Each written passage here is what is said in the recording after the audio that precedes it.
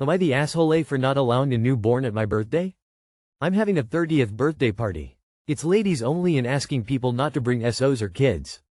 It's not going to be a rager, but I want it to be a fun night to let loose a little. Lots of moms coming. Laugh and have fun. A friend of mine just had a baby. Her baby will be 1 month exactly day of party. It seems she thinks she should be able to bring her baby, however I am leaning towards sticking to my request of no children, which means she won't be able to come. From what I hear, she's upset and doesn't think this is fair. She wants to bring her baby. Now this may be selfish, but I know that bringing the baby will impact the vibes of the party. The focus will be on the baby instead of enjoying our time together. I know that no one else there will obviously be offended or anything like that. I too am a mom. If I was in her shoes I would just not go and leave it at that NBD. And if I'm being really honest, I want this day to be about my birthday, not her baby. Grimace. I do feel guilty, but I'm a people pleaser. Also I want to add, if the roles were reversed, she would 100% ask people not to bring babies as well. She's actually done this in the past. I'd like to know, when should I just comply or stick to my no kids rule? Who wants to take their 4-week-old out to a 30th party? Be if around drunk people when your baby doesn't have an immune system, routine or pattern seems ridiculously stressful. Does she have a safe person, dad, parents, sibling etc., she can leave baby with for an hour or two? As a new mom, it might do her some good to get a small break away. Not the asshole. The party doesn't include babies, she can just not attend if she cannot find childcare. If you have a lot of shared friends, she is possibly thinking this is the best time to show off her tiny kid and therefore not really thinking about you or your birthday at all. An infant too young for almost all vaccines at a party with a large group of people at the height of flu and RSV season. What could go wrong? Not the asshole. Take her to lunch with the baby to make it up to her. Not the asshole. It's not the appropriate event for a newborn. You couldn't even play loud music. She likely knows better, but just wants what she wants. Not the asshole, and it's pretty simple. If she doesn't want to leave her 1-month-old baby, she can try to make the next party. If she's trying to guilt you over it, that's really not your problem. You set the rules and she's free to make her choice. Is what it is when you have kids. Am I the asshole for refusing to sign my neighbor's use of yard waiver? Last Thursday, my neighbors approached my wife regarding a use of yard waiver since they don't have the clearance to move excavators and bobcats to their backyard to build a pool. The waiver states they need 10 female of clearance. 4 female would be into our yard based on my measurements, and they would repair the grass to its original state. I have an irrigation system and internet lines which run beneath the area which would be used. The neighbors were leaving for Florida and asked for a 48-hour turnaround.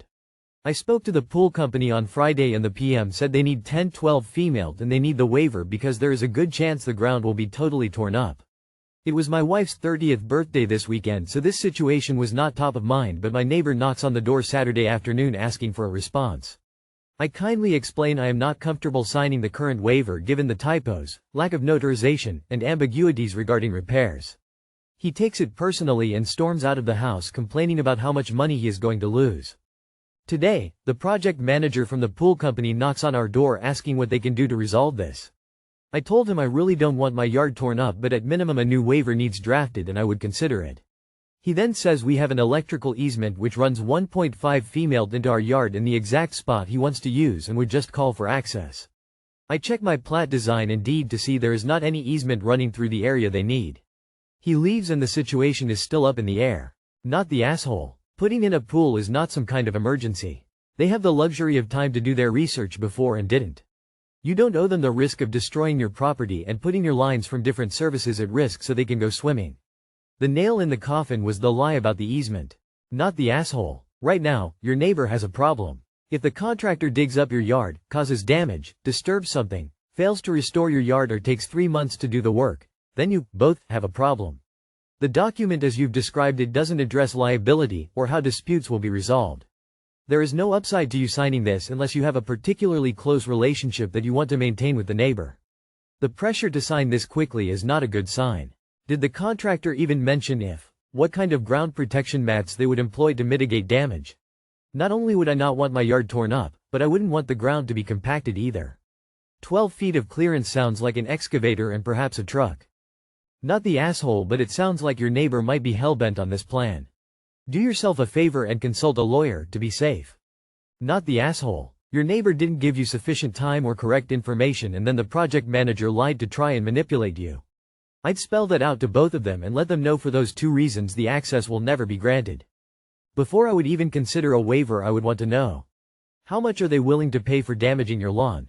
Did they offer a deposit to cover potential damage? How would they repair the damaged grass, seed or sod? You would be on the hook to water it. I see a lot of reasons to say no, not many reasons to say yes.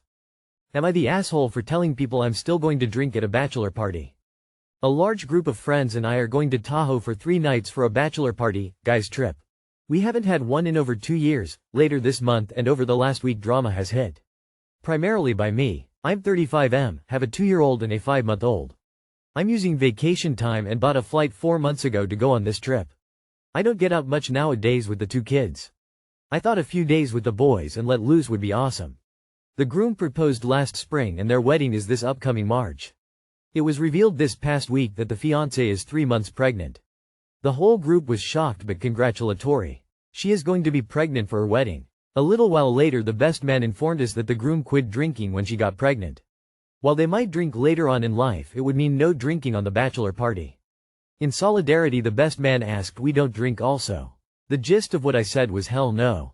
I spent a lot on this trip already, I'm borrowing future time off to go on this trip. My previous time off was used on my baby. I want to do stuff I'm going to enjoy. I understood that we were going for the groom, but I invested a lot of resources in this trip and I want to enjoy it. I want to sit at a blackjack table and suck down a half-dozen Coronas if my funds last long enough. I'm still going to drink. If I need to get a hotel at Harvey's or Bally's I will. I offered up a day and night to stay sober, but that was not taken well. Half the group agrees with, a few are indifferent and a few are backing the groom, best man. The best man has led the charge in calling me an asshole and telling me I'm being a shitty friend. Am I the asshole? I'm gonna say not the asshole because this was spranged? None of them look right to me, on you after you had already booked everything. You might not have gone to the whole thing if you had known. Also maybe it's cultural, but here being teetotal would be considered a personal choice that you don't put on other people. Especially in a setting like a casino where having a drink is completely acceptable. Not the asshole in my book. I don't understand why people cannot be happy unless everyone is doing, acting, thinking identical to them. Furthermore, it's a bachelor party. The bachelor himself should be telling everybody to handle it however they want. The only exception to this is if the groom is in recovery from alcoholism, as I would not want to jeopardize his sobriety. Not the asshole, and I'm a non-drinker. I have absolutely no issues with others drinking around me. My choice is not their choice.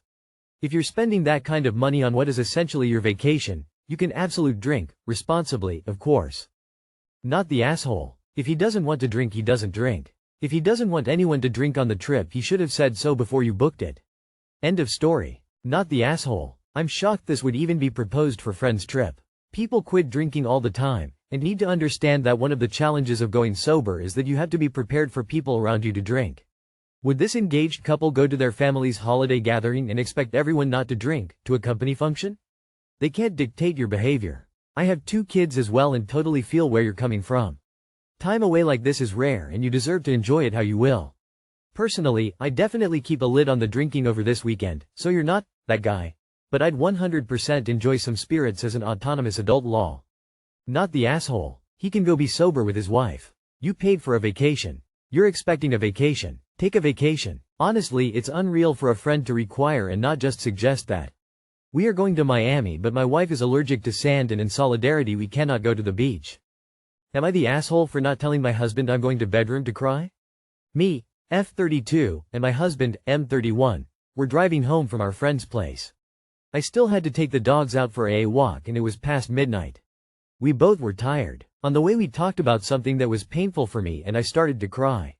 We arrived home and my husband asked a more detailed question about my feelings, which I answered. After a short moment of silence, I got out of the car, went inside and took the dogs out. When I came back in, my husband was doing his evening routine, cooking and started watching Netflix while eating. I brushed my teeth, fed the animals and still crying went straight to the bedroom, in a sad mood. I got under the covers to cry. I didn't want to disturb my husband's routines, because I knew he would come next to me after completing them. When he came I was still awake and feeling miserable. He put earplugs in and said to me, "Good fucking night." I was shocked and asked why he talks to me that way. He replied, "Think about it till morning."